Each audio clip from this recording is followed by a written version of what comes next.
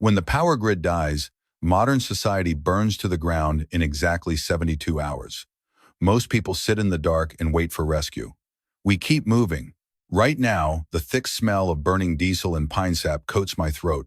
Hunting dogs howl in the dark woods just 50 yards away. Cold rifle steel shakes in my dirty hands. You either find a fortress or you become prey.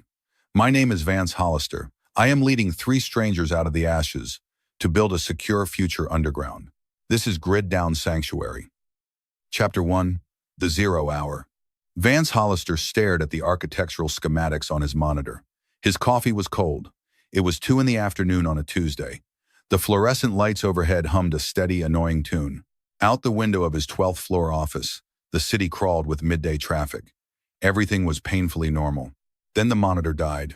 It did not flicker. It did not freeze. It simply snapped to black. A fraction of a second later, the overhead lights went out. The steady hum of the air conditioning stopped. The silence that followed was unnatural. It was thick and heavy. In a modern office building, there is always background noise.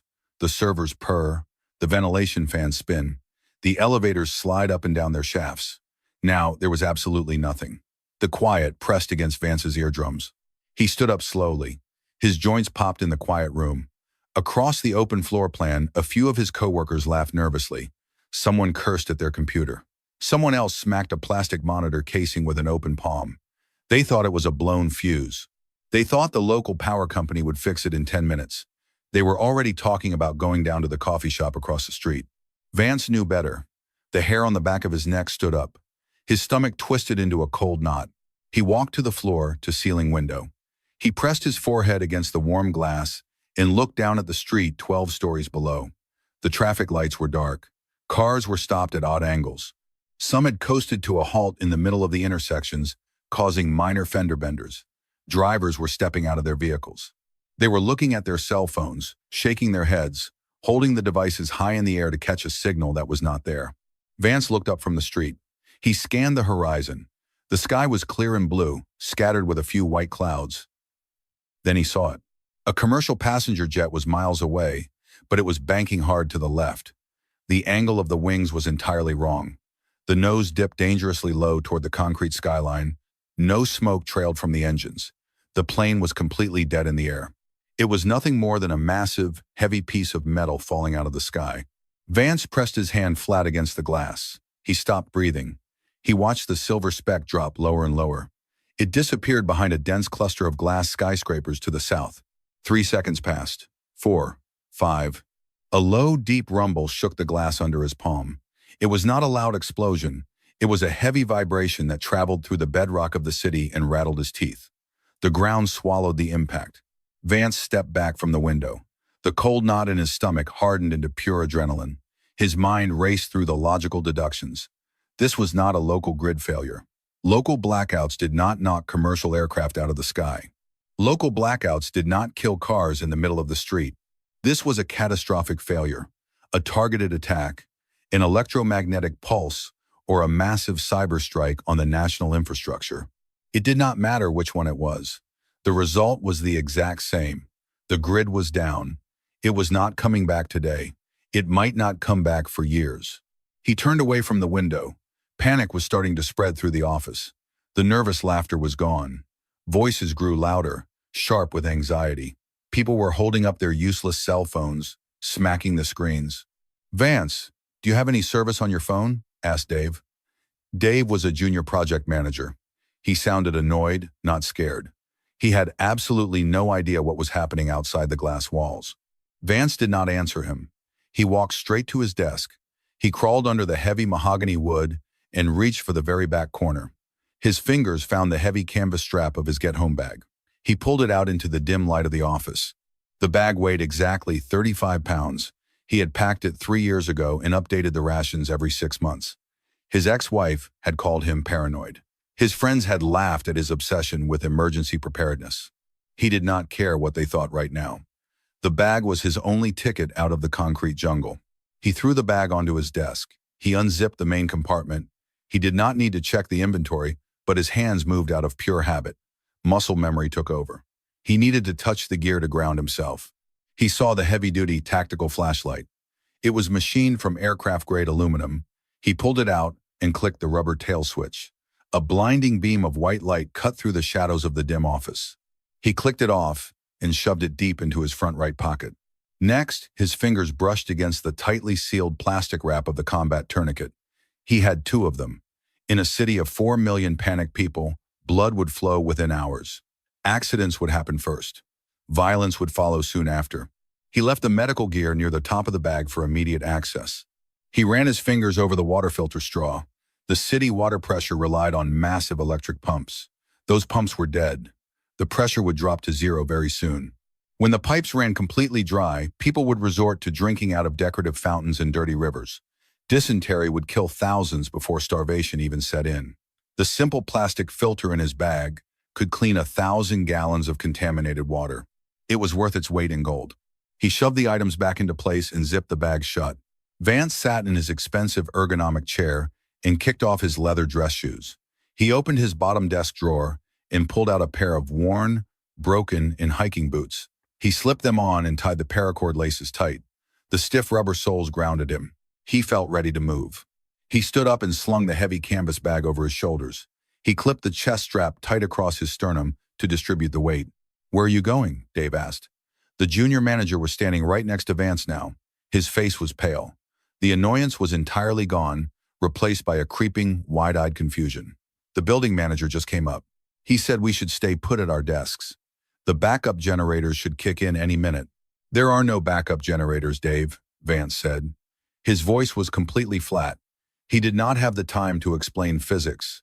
He did not have the time to explain the fragility of the power grid. "But they have to fix it," Dave said. His voice cracked. "My wife is at home. I need to call her." "Nobody is fixing this today," Vance said. He looked Dave dead in the eye. "Go home right now. Walk. Do not wait for a bus. Do not wait for the trains. Walk out of this building and do not stop until you get to your front door." Vance did not wait for a reply. He turned his back on his coworkers and walked toward the emergency stairwell. The hallway was extremely dark. The emergency exit signs were completely dead. They were supposed to have their own battery backups for fire emergencies. The batteries were fried. The pulse had cooked every single thing with a modern circuit board. Vance pulled the tactical flashlight from his pocket. He clicked it on. The harsh white beam illuminated the heavy red fire door at the end of the hall. He pushed his weight against the metal crash bar. The door opened with a loud creak. The stairwell was pitch black. It smelled strongly of concrete dust and stale air. Vance stepped inside and let the heavy metal door slam shut behind him. The sound echoed down the concrete shaft like a gunshot, bouncing off the walls. He pointed the flashlight down the stairs and started moving. 12 flights to the ground floor. He kept a steady, deliberate pace. He did not run. Running in the dark led to broken ankles. A broken ankle today was a definitive death sentence. The air in the narrow stairwell grew hot very quickly. Without the central ventilation system pumping cool air, the trapped heat from the building radiated into the concrete walls. Sweat beaded on Vance's forehead. He ignored it. He focused on the rhythm of his boots hitting the stairs. Step, step, turn the narrow landing, step, step. By the time he reached the 7th floor, he heard loud voices above him. Other people had finally realized the elevators were metal death traps. They were opening the fire doors on the upper floors, shouting down into the darkness. Panic was taking root. Someone was crying. Vance moved faster. He needed to be completely out of the building before the real stampede started. When terrified, blind people crowded into a dark, narrow space, they crushed each other to death. He was not going to die on a dirty concrete staircase. He reached the ground floor landing. The heavy metal door had a small wire mesh window. Vance clicked off his flashlight and shoved it into his pocket. He peered through the thick glass into the main lobby. The lobby was a total madhouse. Security guards in cheap suits were shouting instructions that nobody followed. Dozens of people were pushing against the glass revolving doors. The electronic security locks on the main exit doors had failed in the lock position. People were physically trapped inside the glass cage of the lobby, pounding their bare fists against the thick panes. Vance stepped back from the stairwell door. He scanned the dark hallway behind him. He remembered the building layout from the original blueprints. There was a maintenance corridor that led directly to the loading docks in the back alley. The delivery doors used heavy manual pull chains. No electronic locks, no security keypads. He turned away from the lobby and walked quickly down the dark service hall. He passed piles of discarded cardboard boxes and empty plastic crates. The smell of garbage grew stronger. He found the heavy steel loading door. He grabbed the thick, greasy metal chain with both hands and pulled down hard. His shoulder muscles burned. The door was incredibly heavy, but the old gears ground together, and the metal sheet slowly rolled upward. Bright daylight spilled into the corridor, hurting his eyes. The sharp smell of car exhaust and burning rubber hit his face. Vance ducked under the half-open door and stepped out into the alleyway. He walked down the narrow brick alley, stepping over bags of trash, and emerged onto the main avenue. The sight made him stop dead in his tracks. The city was entirely broken. Tens of thousands of cars were frozen in place. The gridlock stretched for miles in every single direction. Horns blared in a deafening, chaotic chorus, but nobody could move an inch. Drivers were standing on the hoods of their expensive cars, screaming at each other. People were abandoning their vehicles, leaving the doors wide open. A thick column of toxic black smoke rose into the sky a few blocks to the west. The smell of electrical fires hung heavy in the warm afternoon air. Somewhere in the distance, a police siren wailed. It sounded weak. It sputtered, rising in pitch, and then it suddenly choked out and died. The silence that replaced the siren was much worse than the noise. Vance tightened the chest strap on his bag. The rules of modern civilization were already evaporating into the hot air. He had to get out of the city limits before the sun went down. Once it got dark, the thin veneer of society would completely wash away. The real monsters would come out. He needed to reach the sanctuary. He took a slow step forward, weaving between the dead cars. Then, a sudden, terrifying chorus of screams erupted from the intersection just 50 yards ahead. The massive crowd of stranded commuters surged backward in a violent wave of panic. They were running away from something. Vance stopped moving. He dropped his right hand to his belt. He watched the panicked crowd stampede toward him, trampling the slower people right into the hot asphalt. Something was coming up the avenue, and it was moving fast. Chapter 2. Triage in the dark. 12 hours had passed since the lights died. Corinne Alcott stood in the center of her veterinary clinic. The backup generator had failed 3 hours ago. The air conditioning was completely dead. The room was suffocatingly hot. The familiar smells of sterile bleach and wet animal fur were slowly being replaced by the acrid stench of burning rubber and wood smoke leaking through the window frames. Outside, the city was tearing itself apart. Orange flames licked the night sky just 2 blocks down the avenue. The police sirens had stopped hours ago. Now, there was only the sound of breaking glass, screeching tires, and distant shouting. The social contract had completely expired in less than half a day. Corinne wiped sweat from her forehead with the back of her wrist. She held a small battery-powered headlamp in her hand. The white beam swept across the empty reception area. In the back kennels, 5 dogs barked endlessly in the darkness. They were hungry, confused, and terrified of the smoke. She had spent the last 2 hours manually forcing open electronic cages and filling water bowls in the pitch black. She could not save them all if the fire spread. The realization sat heavy in her stomach. A heavy thud shook the front of the clinic. Corinne jumped. She clicked off the headlamp. She stood perfectly still in the dark, barely breathing. Another thud hit the reinforced glass of the lobby door. A man was out there. He was screaming. His voice was raw and ragged, filled with blind panic. "Help me. Please, somebody open the door." Corinne crept toward the front reception desk. She kept her body low to the ground. She peered carefully over the wooden counter. A man was violently kicking the bottom metal panel of the front door. He held a small body tightly in his arms. The streetlight outside was dead, but the faint orange glow from the burning buildings illuminated his face. He was covered in blood. "Please. My daughter is bleeding out. The hospital is gone.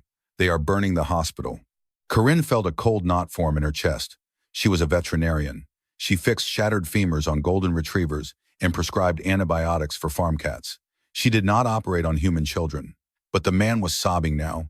He was sliding down the glass door, leaving a thick, dark smear of blood on the pane. She made a choice. She stepped out from behind the counter. She turned the heavy brass deadbolt and pulled the glass door open. "Get inside," she said. The man stumbled into the lobby.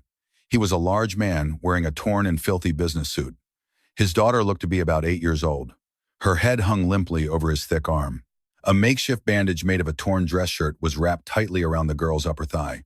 The white fabric was completely soaked in dark crimson blood. Blood dripped steadily onto the linoleum floor. "Bring her to the back," Corinne ordered. She clicked her headlamp back on. She led the man down the dark hallway to the primary surgical suite.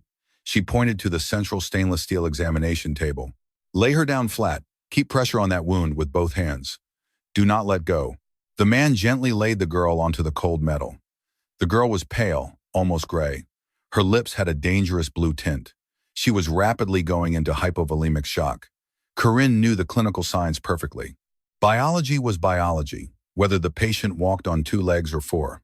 Mammalian circulatory systems all crashed the exact same way. "What happened?" Corinne asked. She moved quickly to the supply cabinets. "Car crash," the man stammered. "The intersection at 4th Street. Someone blew through the dead traffic light going 60 miles per hour. The side window shattered. A piece of the heavy door frame went right into her leg. I pulled it out." "You should never pull the object out," Corinne said. Her voice was flat and clinical. "Panic would kill the child faster than the actual blood loss." "I know," I panicked. "The hospital emergency room is overrun. There are gangs with baseball bats turning injured people away at the doors. You have to save her." Corinne did not answer him. She pulled open a heavy sliding drawer. She grabbed a large plastic bottle of chlorhexidine scrub. She took out a stack of sterile gauze pads. She reached for her primary surgical pack. It contained stainless steel hemostats, tissue forceps, scalpel blades, and needle drivers. "Hold her shoulders down tight," Corinne said. "This will hurt her terribly, but I need to find the bleeder." Corinne peeled the soaked shirt away from the small leg. Dark, venous blood welled up instantly from a deep, jagged laceration. The cut was 3 inches long. It missed the major femoral artery by less than half an inch. If the glass had cut that artery, the girl would have bled to death in the back of the wrecked car. But a smaller vein was clearly severed and pumping steadily. The little girl weakly moaned. Her eyes rolled back. She tried to pull her leg away from the blinding pain. The father held her down by the shoulders. He was crying silently, his tears dropping onto the stainless steel table. Corinne clamped a steel hemostat directly onto the bleeding vessel. The flow of dark blood stopped immediately. She exhaled a sharp, shaky breath. She had bought them a few precious minutes. "I need to stitch this deep tissue," Corinne said. "I am a vet. I only have animal supplies." "Do it," the man said. "Just do it." Corinne grabbed a small glass vial of local anesthetic. It was lidocaine hydrochloride, labeled specifically for canine use. It was the exact same chemical composition used in human emergency rooms, just packaged differently. She drew 10 milliliters into a clean plastic syringe. She injected the raw edges of the wound. The girl flinched hard, then went mostly still as the numbing agent took effect in the muscle tissue. Corinne opened a sterile packet of monofilament absorbable sutures. She carefully threaded the curved steel needle. Her hands were perfectly steady. She had done this exact motion 1,000 times on hunting dogs torn up by barbed wire fences. The human skin felt different, slightly thinner, but the mechanical process of closing tissue was exactly the same. She worked in complete silence. The only sound was the heavy, ragged breathing of the father and the distant crackle of structural fires outside. She placed 8 individual interrupted sutures deep in the muscle. She tied the surgical knots tight. She cleaned the surrounding skin area with thick brown iodine and wrapped the leg in a heavy pressure bandage. "She will need antibiotics," Corinne said. "The glass and metal were dirty. Sepsis will kill her in 3 days without medication." She walked to the wire pharmacy rack. She bypassed the animal-specific drugs. She grabbed a large plastic bottle of cephalexin capsules. They were 250 milligrams each, perfect for a human child of that weight. "Give her one of these every 8 hours," Corinne said. She pressed the bottle into the man's bloody hands. "Keep her hydrated." "Thank you," the man whispered. He buried his face in his hands. "Thank you so much." Before Corinne could reply, the heavy reinforced glass of the front lobby window shattered completely inward. The sound was absolutely deafening in the quiet clinic. Thousands of glass shards hit the linoleum floor like a heavy waterfall. Corinne froze. The father stood up immediately, putting his large body between the surgical suite door and his resting daughter. Heavy work boots crunched loudly on the broken glass. Flashlight beams cut rapidly through the dark front hallway. There were 3 of them, men with dirty bandanas pulled up high over their noses. They held heavy steel crowbars and aluminum baseball bats. "Check the back rooms," a rough, angry voice shouted. "Find the pharmacy cabinet. Grab everything that looks like a painkiller. Ketamine, tramadol, Anything in a glass vial. They were not looking for bandages or first aid. They were desperate addicts, opportunistic scavengers using the chaotic blackout to raid the local narcotics lockboxes. Corinne felt the blood drain completely from her face. Her lockbox was securely bolted to the concrete wall right behind her. It held enough controlled substances to knock out a horse. It also made her small clinic a prime target for violence. "Hey!" one of the looters yelled. His flashlight beam hit the father standing defensively in the doorway. "We got people in here." The three men stepped aggressively into the surgical suite. They smelled like stale beer and sweat. They looked at the father. They looked at the bleeding girl resting on the table. They did not care at all. Empathy was dead. Their greedy eyes fixed entirely on the heavy metal cabinet bolted to the wall. "Step aside right now," the lead man said. He tapped the heavy steel crowbar against his open palm. "We just want the drugs." "No," the father said. He planted his feet. He did not move an inch. "My daughter is resting." "Get out." The looter laughed a dry, ugly sound. He raised the steel crowbar high above his shoulder. Corinne moved faster than she ever had in her entire life. She did not stop to think. She acted on pure, unfiltered survival instinct. She dropped the blood-soaked gauze onto the floor. She turned to the tall metal storage locker next to the sink. She usually kept it locked, but the key was always resting in her scrub pocket. She ripped the metal door open. She reached deep inside and pulled out the Mossberg pump-action shotgun. She had bought it 2 years ago after a string of late-night burglaries in the neighborhood. She kept the tubular magazine fully loaded with heavy, double-aught buckshot. She spun around to face the men.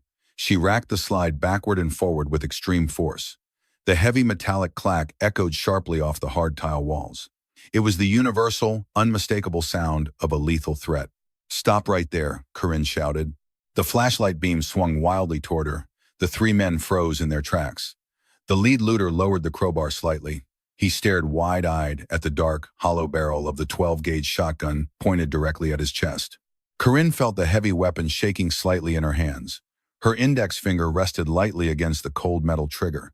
She had never shot a person. She healed broken things. The mere thought of pulling the trigger made her stomach churn violently. But she looked at the innocent little girl resting on the table, and the hesitation vanished entirely. "I will put a hole clean through your chest," Corinne said. Her voice was surprisingly steady and cold. "Drop the tools on the floor. Turn around. Walk out the front door right now." The looters exchanged a nervous glance. The shotgun was loaded for bear. At this close distance, the heavy lead pellets would physically tear a grown man in half. The lead looter sneered angrily. He did not drop the crowbar, but he took a slow step backward. "Crazy bitch," he muttered under his breath. He backed out of the doorway. The other two men followed him closely. Corinne kept the heavy gun raised and aimed center mass. She listened to their heavy boots crunching back down the dark hallway. She heard them reach the ruined lobby. Then she heard the distinct sound of liquid splashing heavily against the painted walls. Corinne frowned in confusion. The strong smell of gasoline hit her nose a split second later. It was thick and suffocating. "Burn it out," a voice yelled from the front lobby. A small orange glow flared brightly in the darkness. A heavy glass bottle shattered against the wooden reception desk. A massive wall of fire erupted instantly, consuming the wooden counter and the paper patient files. The hungry flames raced straight up the walls, feeding rapidly on the dry paint and the sudden rush of oxygen. Corinne lowered the shotgun. The clinic was a total loss. The fire was spreading much too fast to fight. Thick, choking black smoke began rolling down the hallway, filling the ceiling of the surgical suite. The looters were gone, but they had left a deadly trap behind.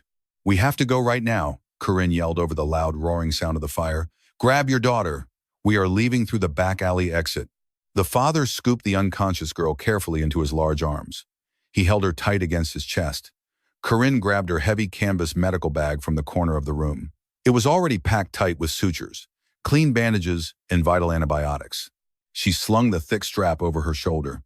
She kept the heavy shotgun gripped tight in her right hand. She led the father through the dark back storage room. The thick smoke was burning her eyes and searing her throat. She kicked open the heavy metal exit door with her boot. The cool night air hit her face like a physical blow. They stepped out into the dark alleyway behind the burning clinic. Corinne looked back one last time. Angry orange flames were already bursting forcefully through the roof of the building she had spent 10 years of her life building. Everything she owned was rapidly turning to white ash. "Where do we go now?" the father asked. His voice was trembling with fresh terror. He looked out into the pitch-black city. There were no flashing police lights. There was absolutely no safety left. Corinne gripped the cold steel of the shotgun tight against her side. She looked at the dark, chaotic streets waiting for them in the shadows. "I do not know," Corinne said. "We just keep moving." She stepped out of the alley and disappeared into the smoke-filled night. Chapter 3. The Crossroads Collision. 24 hours had passed since the sky fell. The afternoon sun baked the concrete of the city. The heat radiated straight up through the thick rubber soles of Vance Hollister's hiking boots. He had been walking continuously since he left the 12th floor stairwell. His mouth was incredibly dry.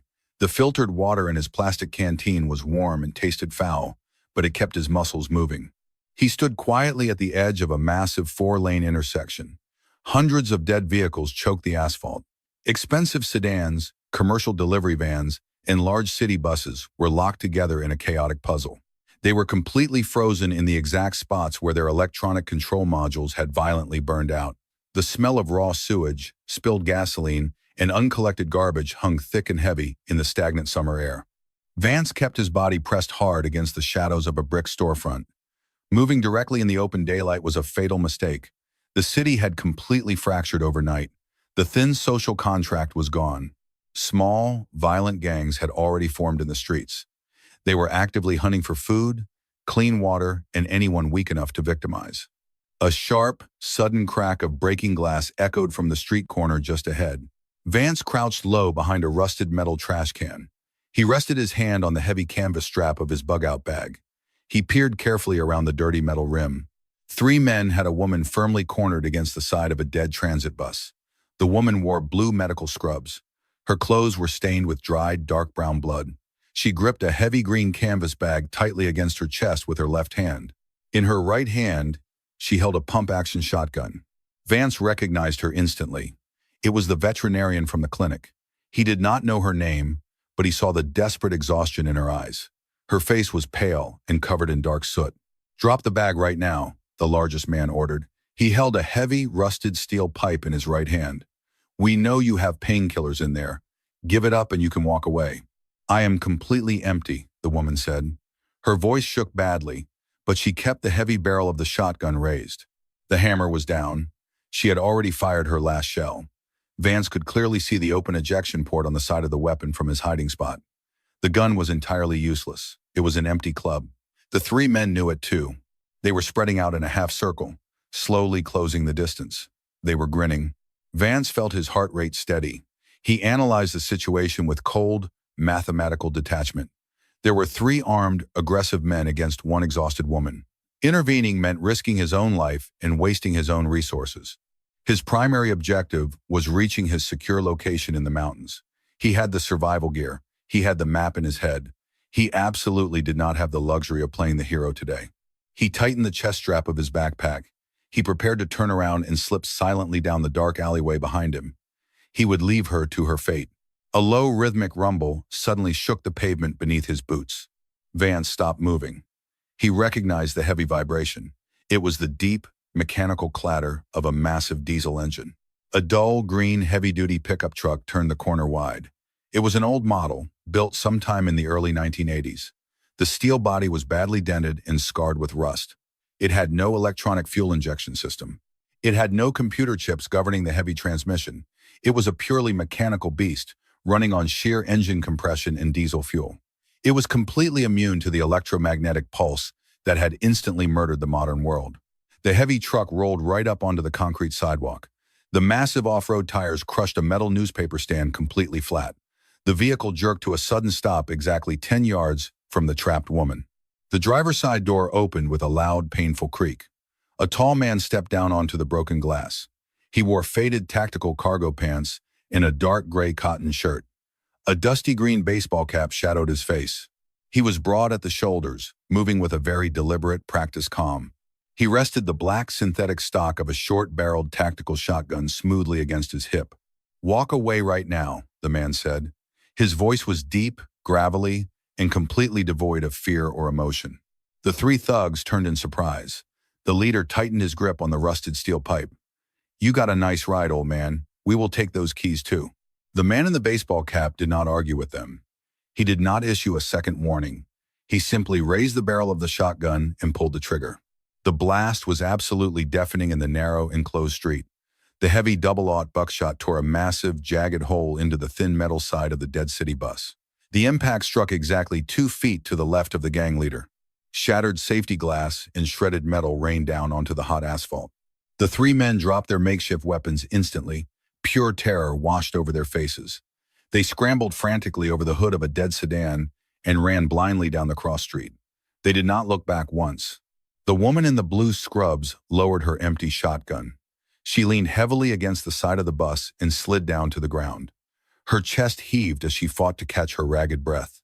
"Get in the truck," the man said. He pumped the slide of the shotgun forcefully, ejecting a smoking red plastic shell casing onto the street.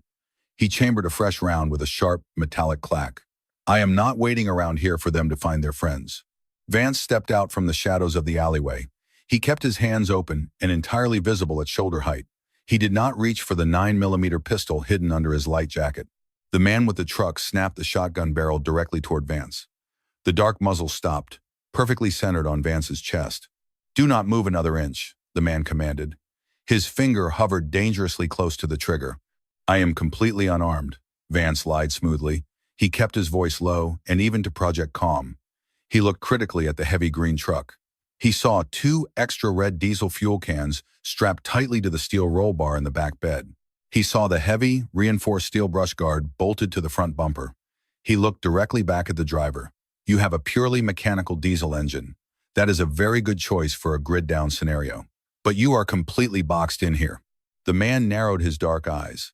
The shotgun barrel did not waver a single inch. "Who the hell are you?" "My name is Vance Hollister. I am a structural engineer. I know this city better than anyone else alive right now. Turn your head and look at the road ahead of you." The man glanced quickly down the long avenue. The street was a solid, impenetrable wall of dead, rusted vehicles. There was absolutely no clear path forward. The main interstate highways were completely choked with thousands of abandoned cars. "You have excellent transport and heavy firepower," Vance said. He took one very slow, deliberate step forward. He kept his hands raised high. "But you are totally blind in this concrete maze. You will burn through your extra fuel trying to find an open road out of this sector. I know all the secondary utility routes. I know the underground service tunnels that bypass the main bridges. And I have a secure location 50 miles outside the city limits. A fully stocked sanctuary built for exactly this day." The woman pushed herself up from the ground. She walked slowly toward the truck. Her boots crunched loudly on the broken glass. "He is entirely right," she said. "The entire north side of the city is actively burning down. You cannot drive a straight line anywhere. I am Corinne, by the way. I am a doctor. I have medical supplies." The man looked at Corinne, then back at Vance. He evaluated the heavy bug-out bag strapped to Vance's back. He lowered the shotgun barrel just a fraction of an inch. His name was Gideon Croft. He had been driving for 8 hours straight, smashing through fences and small barricades. He was running dangerously low on options and patience. "You get me out of this steel trap," Gideon said. "You get a seat in the cab, but if you lead me into a dead end or an ambush, I will put you in the dirt myself." "We have a deal," Vance said without hesitation.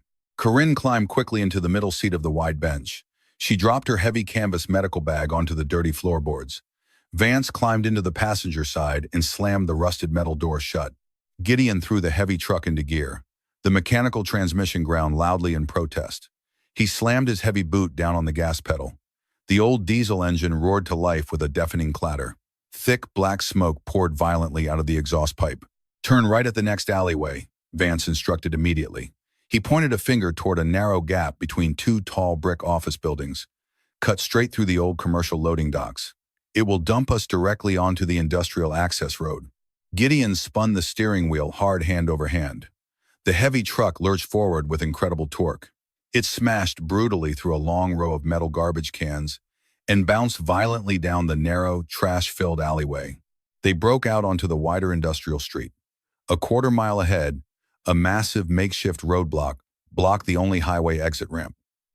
2 city police cruisers were parked diagonally across the road. A heavy chain-link fence was dragged across the asphalt, tied to concrete barriers. A dozen angry, desperate people were throwing large rocks and glass bottles at the abandoned police cars. Black smoke was rising steadily from a fire burning behind the barricade. A full-scale, violent riot was erupting right in front of them. "We absolutely cannot stop here," Vance said. His hands gripped the plastic dashboard tight. "If they swarm the truck, they will drag us out and kill us." "I know exactly what they will do," Gideon said flatly. He did not touch the brake pedal. He shifted smoothly into a much higher gear. The old engine screamed as it gathered speed. "Hold on tight," Gideon yelled over the roar of the engine. Chapter 4. The Toll Gate. 48 hours had passed since the lights went out. The heavy green truck chewed up the miles on the deserted state highway. The burning city was nothing more than a dark, greasy smudge of smoke in the rearview mirror. Vance sat in the passenger seat. He held a worn paper map spread across his knees. His dirty finger traced the thin blue line of a secondary county road. The air inside the cab was thick with brutal summer heat and the sharp smell of diesel fumes. Corinne slept fitfully in the middle seat. Her head bounced against Gideon's shoulder with every deep pothole. Gideon drove in absolute silence. His dark eyes constantly scanned the dense tree line. The highway was much too empty. Abandoned cars usually littered the outbound roads in a crisis. Here, the gray asphalt was completely clear. It was entirely unnatural.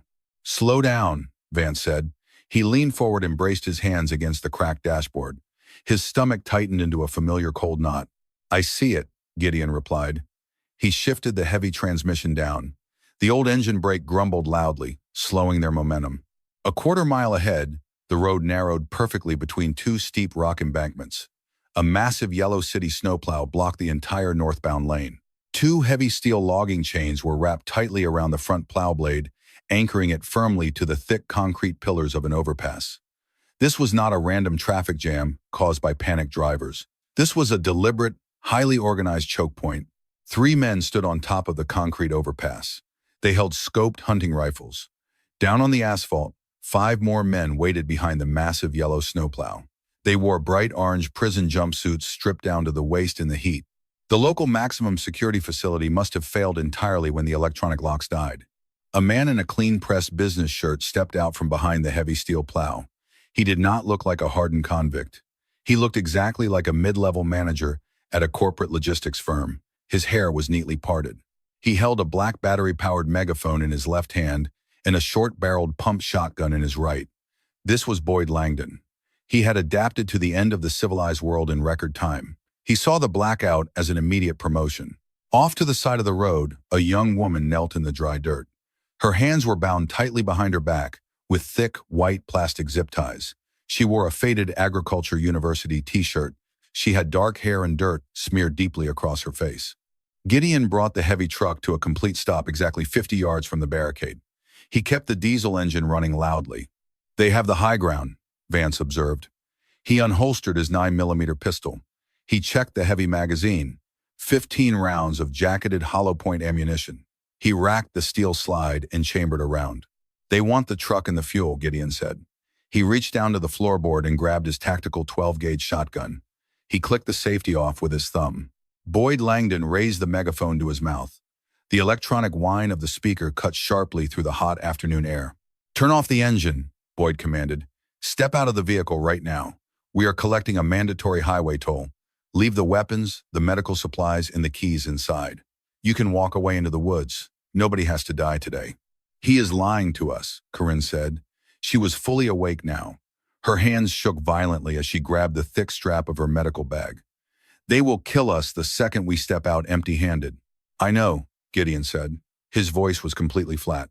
Vance looked at the steep rock wall on the right side of the highway. There was a narrow, deep concrete drainage ditch running parallel to the hot asphalt. It offered exactly 2 feet of solid cover. "I will take the right flank," Vance said quietly. "Give me heavy covering fire. Pin the 3 men on the bridge down. When I reach the snowplow, I will clear the ground level." We grabbed the girl and pushed the truck completely through the gap on the left side of the blade. "It is a very tight squeeze," Gideon said.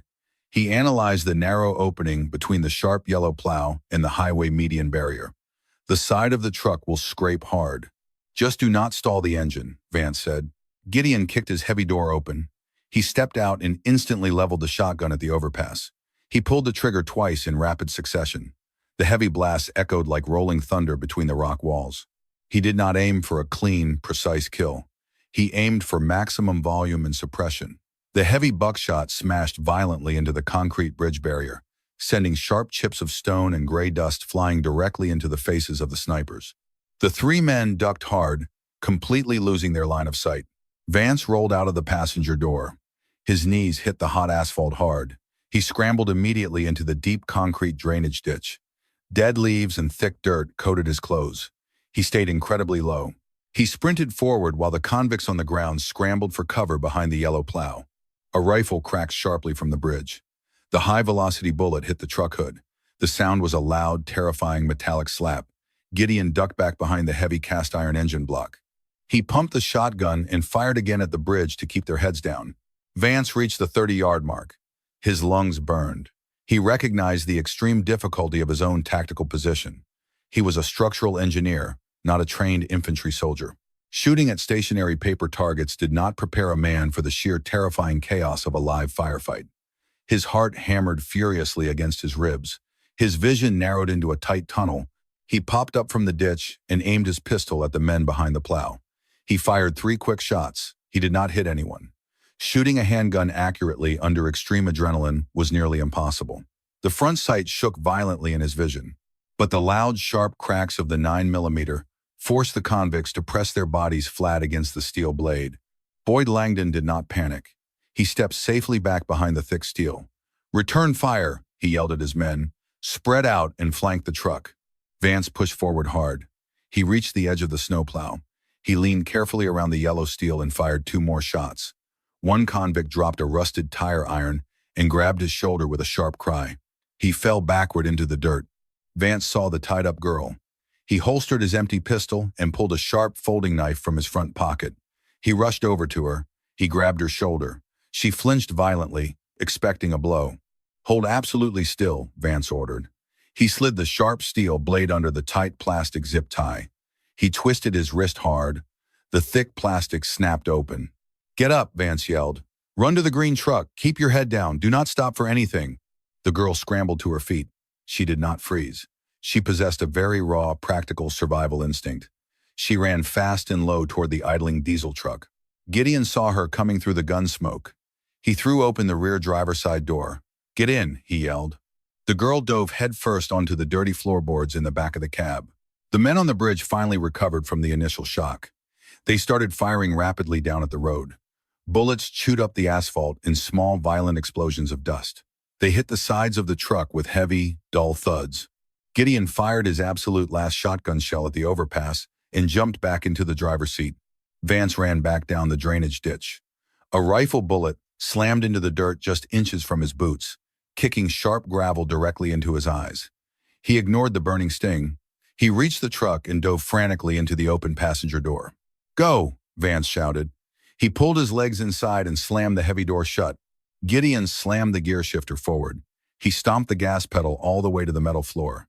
The heavy diesel engine roared with immense power. He steered the truck directly toward the narrow gap on the left side of the snowplow.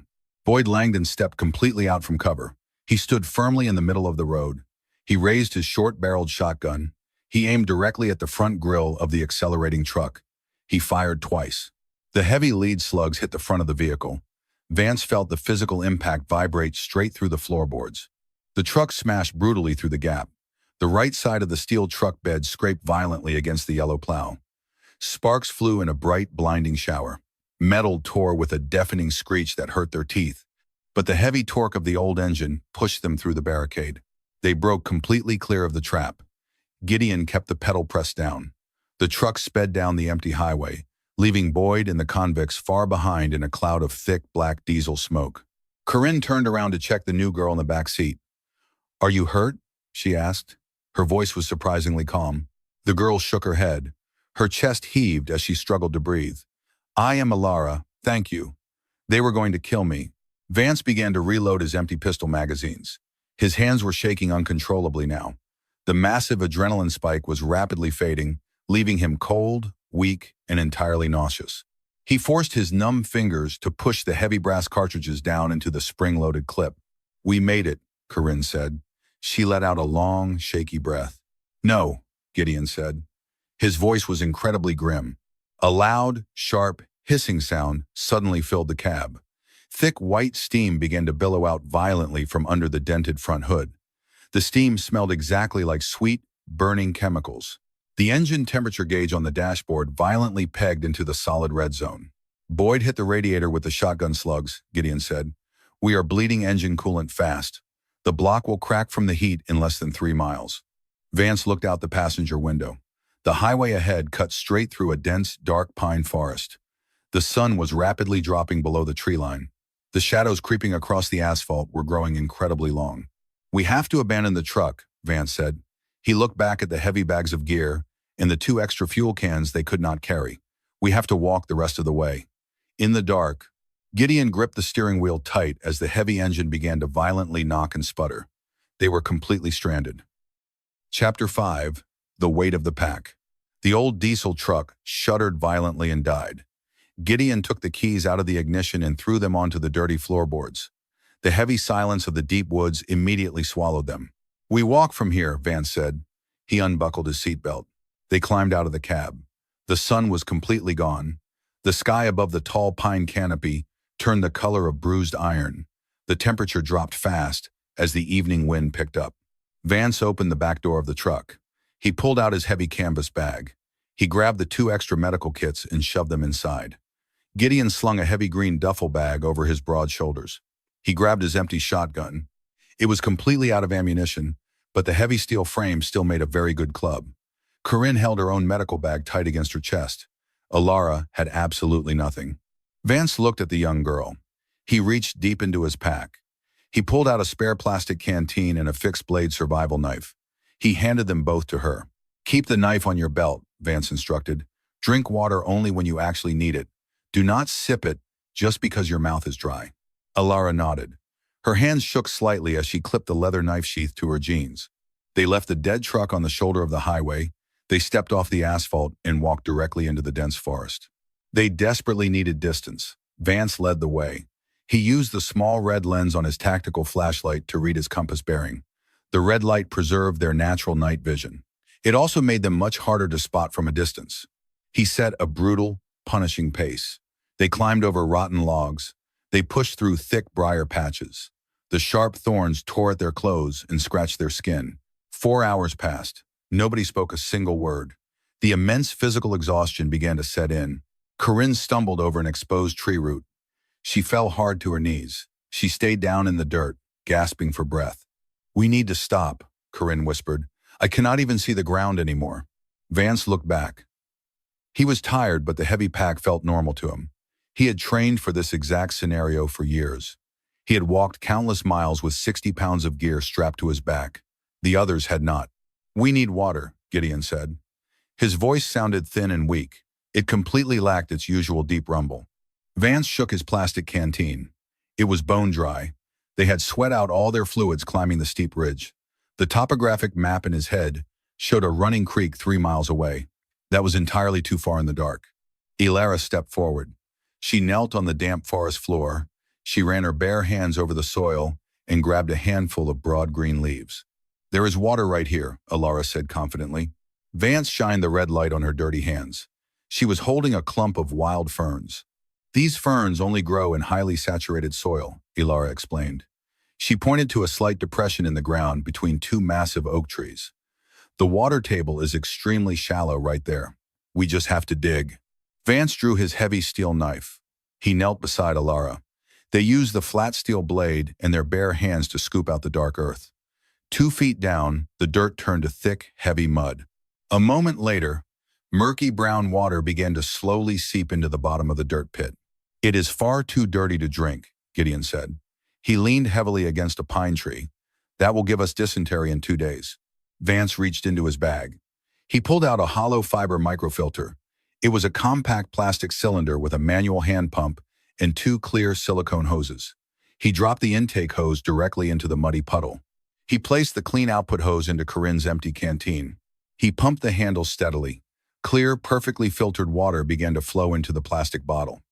The tiny ceramic pores inside the filter physically trapped every single parasite and bacteria. Drink, Vance said. He handed the full canteen to Corinne. Corinne drank deeply. She wiped her mouth and passed the bottle to Gideon. Vance looked closely at Alara. The girl was already wiping the mud from her hands. She reached into her jacket pockets and pulled out a handful of pale, bulbous roots. I dug these up while we were walking, Ilara said. They are wild ground nuts. They taste exactly like raw potatoes. They have a lot of calories. Vance took a root. He chewed it. It was hard, fibrous, and very starchy. It was the absolute best thing he had tasted in 2 days. He looked at the girl. He had spent 10 years hoarding expensive tactical gear and reading military manuals. He always believed true survival meant absolute isolation. But all his expensive gear could not find hidden water in the dark. Ilara possessed practical, generational knowledge of the land. She was not dead weight. She was a vital asset. For the very first time, Vance realized the true mathematical weight of a community. One man could survive for a while. A group could actually rebuild. We camp here, Vance said. The terrain is a natural bowl. It will hide us from the wind. The night air grew painfully cold. Gideon sat heavily on the ground. His teeth chattered loudly. He wrapped his massive arms around his chest. He was trembling violently. We need a fire, Corinne said. He is rapidly going into shock. A fire will attract every single person within 10 miles, Vance argued. If we do not warm him up, he will die before sunrise, Corinne stated. Her voice left absolutely no room for debate. Vance knew she was right. He pulled his folding steel shovel from his bag. He dug a small hole in the dirt, about 1 foot deep. Then he dug a second hole right next to it, angling the shaft to connect them at the bottom. It was a Dakota fire hole. The curved dirt tunnel drew fresh oxygen down one side and fed the flames at the bottom. The fire burned extremely hot, produced almost zero smoke, and the flames were completely hidden below the surface of the ground. Vance gathered a handful of dry pine needles. He pulled a thick ferrocerium rod from a pouch on his belt. He placed the black rod directly against the dry tinder. He scraped the 90-degree spine of his steel knife down the rod with immense downward force. A shower of bright white sparks rained down onto the pine needles. The dry material caught instantly. A tiny yellow flame curled upward. Vance gently fed small dry twigs into the hole. The fire grew warm and steady inside the dirt pit. Bring him close, Vance said. Corinne helped Gideon shift toward the hidden fire. The soft orange glow illuminated his face. He looked terrible. His dark skin was pale and covered in a cold, clammy sweat. Take your jacket off, Corinne ordered. Gideon shook his head slowly. Just let me sleep. Take it off right now, Corinne demanded. She grabbed the heavy canvas zipper and pulled it down forcefully. The left side of Gideon's gray shirt was completely soaked in dark, sticky blood. The fabric clung tightly to his ribs. Corinne ripped the shirt open. A jagged piece of sharp metal had torn a deep, ugly gash straight across his oblique muscle. It happened when the truck smashed past the yellow snowplow at the barricade. Gideon had hidden the injury for hours. He had driven the truck and hiked through the woods while bleeding constantly. Why did you not say anything? Corinne asked angrily. Her hands moved quickly to open her medical bag. We had to keep moving, Gideon grunted. His eyes squeezed shut in pain. Corinne grabbed a bottle of sterile saline solution. She poured it directly over the open wound to flush away the dirt and the fabric fibers. Gideon bit down hard on his bottom lip. A thin line of fresh blood ran down his chin. I need light, Corinne said. The fire's not bright enough. Vance pulled his tactical flashlight from his pocket. He turned the bright white beam directly onto Gideon's ribs. He covered the top of the flashlight lens with his fingers, narrowing the beam into a tiny, focused spotlight. He did not want the light to spill up into the trees. This is going to hurt much worse than the cut, Corinne said. I have absolutely no anesthetics left. The looters smashed all my supply bottles at the clinic. Just stitch the damn thing, Gideon growled. He picked up a thick wooden stick from the forest floor and placed it firmly between his teeth. Corinne opened a sterile pack of heavy silk thread. She threaded the curved surgical needle. Her hands were completely steady. The sheer adrenaline of the long day focused her mind into a sharp point. Hold him down, she told Vance. Vance leaned forward. He placed his left hand firmly on Gideon's uninjured shoulder. He pressed his entire body weight down. Corinne drove the sharp steel needle directly through the raw edge of Gideon's skin. Gideon arched his back violently. He bit down on the wooden stick so hard the wood cracked loudly. A low, guttural groan forced its way out of his throat. His massive hands dug deep into the forest dirt, tearing up the roots. Vance held him tight against the ground. Do not move, Vance whispered. Corinne pulled the thick silk thread tight. She tied the first knot. She moved quickly to the next section. She worked with brutal, calculated efficiency. She placed 10 separate stitches across the torn muscle. Each pass of the needle sent a violent tremor through Gideon's body. Ilara sat silently on the other side of the fire. She watched the blood coat Corinne's hands. She did not look away. The old world of college classrooms and easy comfort was gone forever. This bloody, dirty reality was all that remained. Corinne cut the final thread. She wiped the excess blood away with a clean gauze pad. She applied a thick layer of antibiotic ointment and taped a heavy white pressure bandage over the entire area. "It is done," Corinne said. She rocked back on her heels. She was breathing heavily. Gideon spat the splintered stick out of his mouth. He fell back against the broad trunk of the oak tree.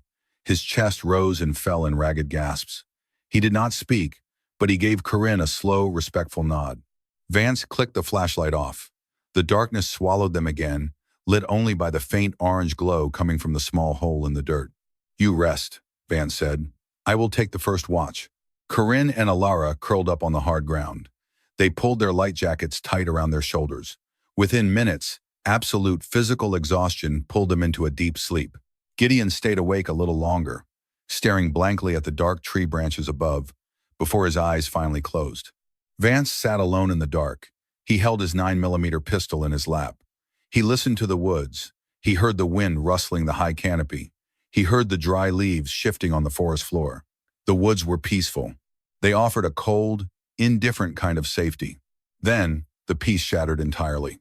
A sound drifted through the dense trees from the south. It was very faint at first. It was just a low, rhythmic howling. Vance stood up slowly. The hair on his arm stood straight up. He knew that specific sound. It was the deep, resonant baying of hunting dogs. They were catching a fresh scent. Vance looked down at the dark soil. He saw the dark crimson drops of Gideon's blood trailing off into the bushes.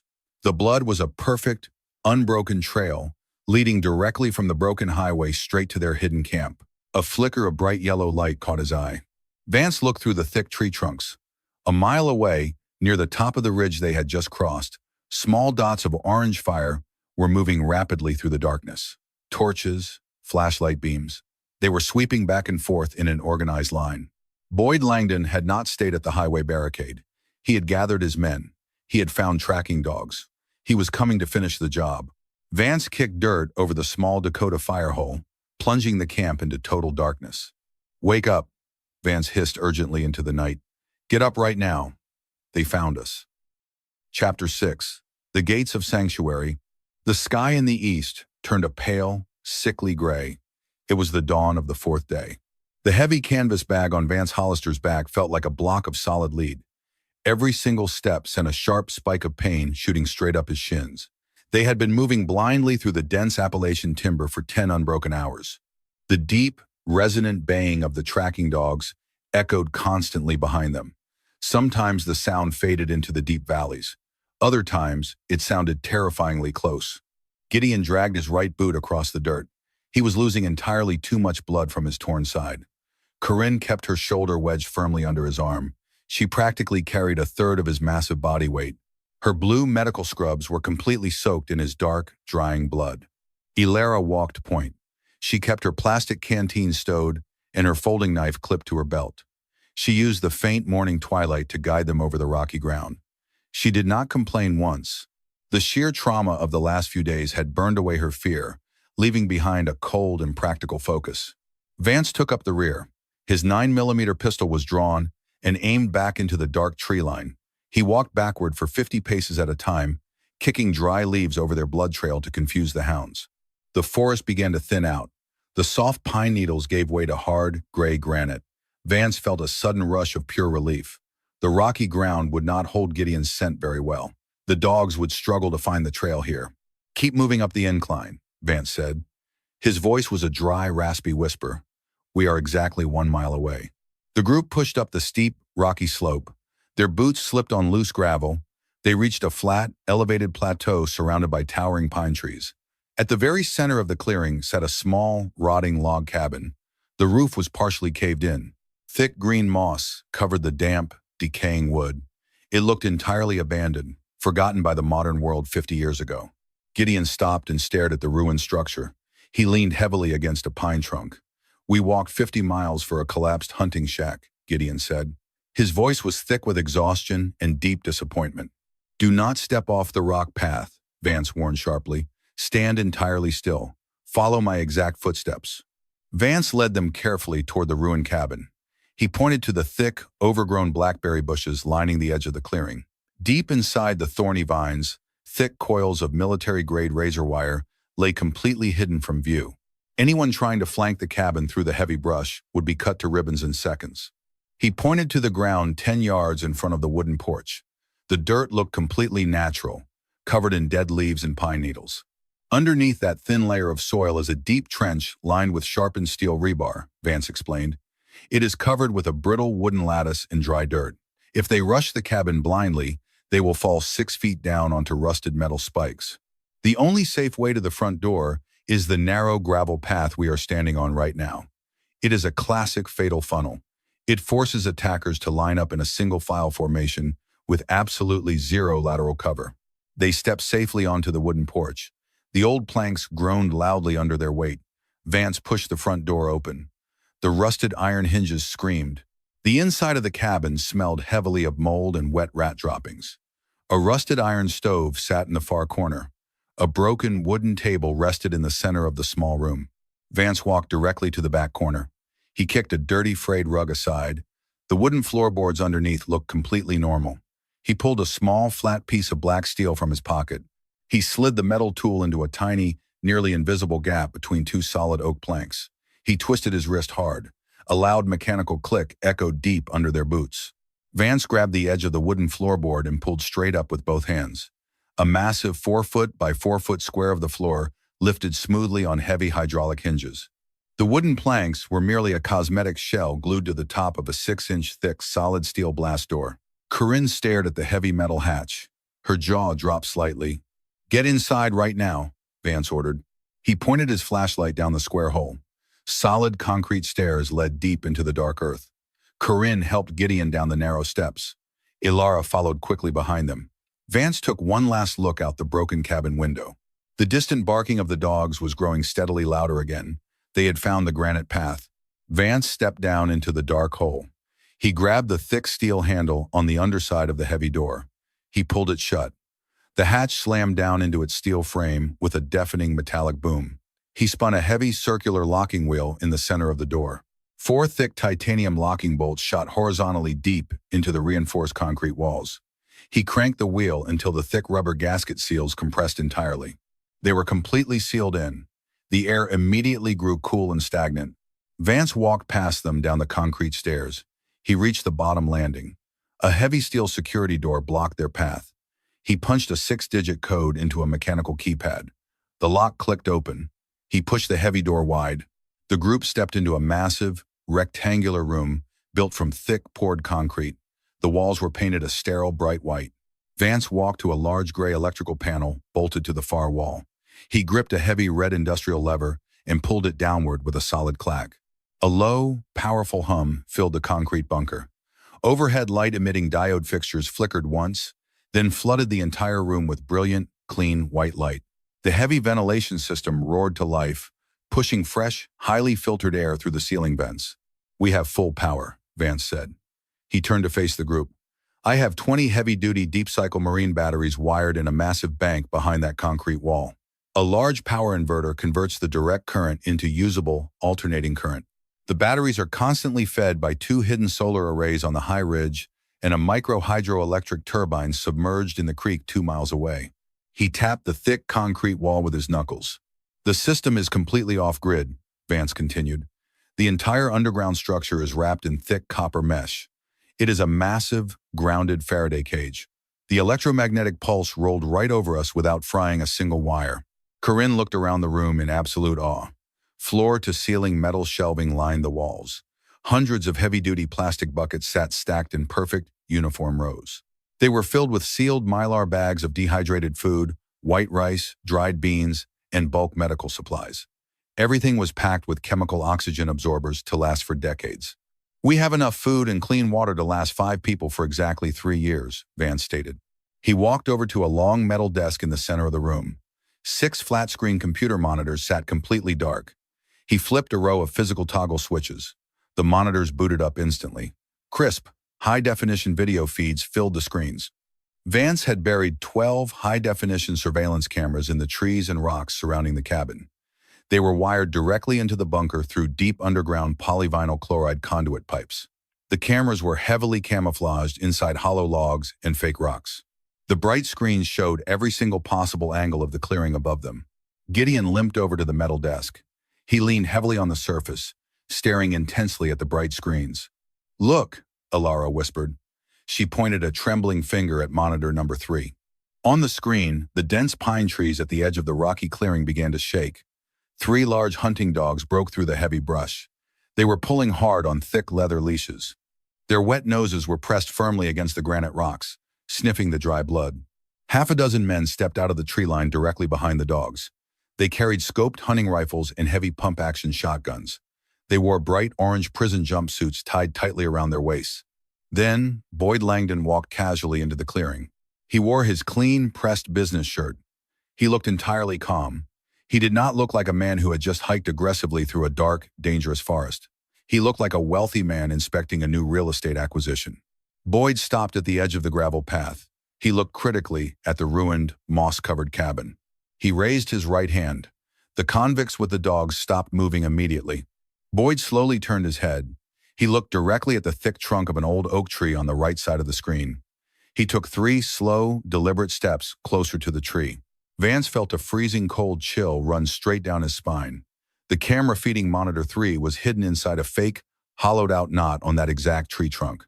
On the high-definition screen, Boyd Langdon stared straight into the hidden glass lens. A slow, highly calculated smile spread across his face. He knew exactly what he was looking at. He raised his hand and tapped his index finger against his temple twice. "He knows we are down here," Gideon said. His voice was low and tight with anger. "He is not going to walk away." "Let him try to dig us out," Corinne said. She crossed her arms. "We have thick steel and reinforced concrete. They have absolutely nothing but hand tools. They will starve to death out there in the woods." Vance did not answer her. He walked away from the monitors. He stepped over to a massive steel gun safe, standing in the far corner of the room. He spun the mechanical combination dial with practiced precision and pulled the heavy door open. He reached inside and pulled out a military-grade tactical rifle. It was equipped with a red dot sight and a heavy nylon sling. He grabbed a 30-round polymer magazine, fully loaded with heavy green tip armor, piercing ammunition. He slammed the magazine firmly into the bottom of the rifle. The sharp metallic click echoed loudly in the concrete room. He pulled the charging handle back and let it snap forward, chambering a live round with a heavy mechanical clack. Vance walked back to the metal desk. He looked closely at the monitors. Boyd Langdon was already directing his men to spread out and probe the perimeter of the clearing. They were looking for the ventilation pipes. They were looking for structural weak points. Boyd was incredibly smart, highly organized, and entirely ruthless. Vance rested the heavy black rifle on the metal desk. He looked at Corinne, Alara, and Gideon. They were beaten, heavily bleeding, and severely exhausted. They had survived the sudden, violent collapse of human civilization. They had survived the long, brutal march through the dark woods. But they were not safe. Safety was a comfortable illusion from the old world. Vance tightened his grip on the rifle stock. He looked his new teammates directly in the eyes. "Get some sleep," Vance said. His voice was cold, practical, and entirely steady. "The real war starts right now." End of Book 1.